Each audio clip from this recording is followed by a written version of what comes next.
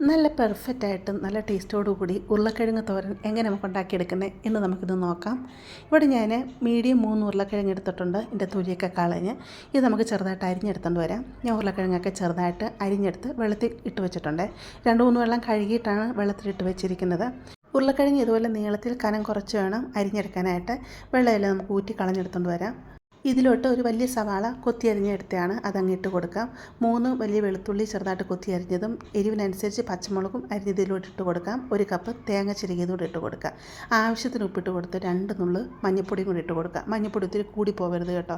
കൈ കൊണ്ട് തന്നെ നല്ലതായിട്ട് ഞെരടി എടുത്തുകൊണ്ട് വരാം. ഉരുളക്കിഴങ്ങൊന്ന് പൊടിഞ്ഞു പോകാതെ വേണം ഇത് ഞെരടി എടുക്കാനായിട്ട്.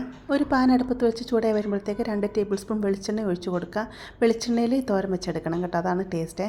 എന്നിട്ട് ആവശ്യത്തിന് കടുക് ഇട്ട് കൊടുത്ത് കടുക് പൊട്ടി വരുമ്പോഴത്തേക്ക് നമ്മൾ ഞെരടി വെച്ചിരിക്കുന്ന ഉരുളക്കിഴങ്ങിലോട്ട് ഇട്ട് കൊടുക്കുക. എന്നിട്ട് 1 മിനിറ്റ് ഇതിനൊന്ന് ഇളക്കി വഴറ്റി കൊടുക്കുക. എന്നിട്ട് അടച്ചു വെച്ച് നമുക്കിതിനെ വേവിച്ചെടുക്കാം. വെള്ളമൊന്നും ഇതിൽ ഒഴിക്കത്തില്ല കേട്ടോ. തീ കുറച്ച് വെച്ച് ഇതൊരു 10 മിനിറ്റ് നമ്മൾ വേവിച്ചെടുക്കുക. ഇടയ്ക്കിടയ്ക്കൊന്ന് ഇളക്കിയിട്ട് കൊടുക്കണേ.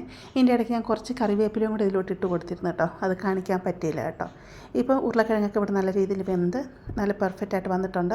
വെള്ളത്തിൻ്റെയൊക്കെ അംശം അധികം ഉണ്ടെന്നുണ്ടെങ്കിൽ തീ കൂട്ടിയിട്ട് ഇതങ്ങ് വെള്ളം വറ്റിച്ചെടുക്കാവുന്നതാണ് കേട്ടോ. നല്ല ടേസ്റ്റുള്ള ഉരുളക്കിഴങ്ങ് തോരനാണിത്.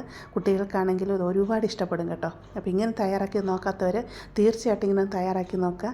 ഇഷ്ടപ്പെടുവാണെങ്കിൽ ചാനലൊന്ന് സബ്സ്ക്രൈബ് ചെയ്യുക, ലൈക്ക് ചെയ്യുക, നിങ്ങളുടെ അഭിപ്രായങ്ങൾ അറിയിക്കുക.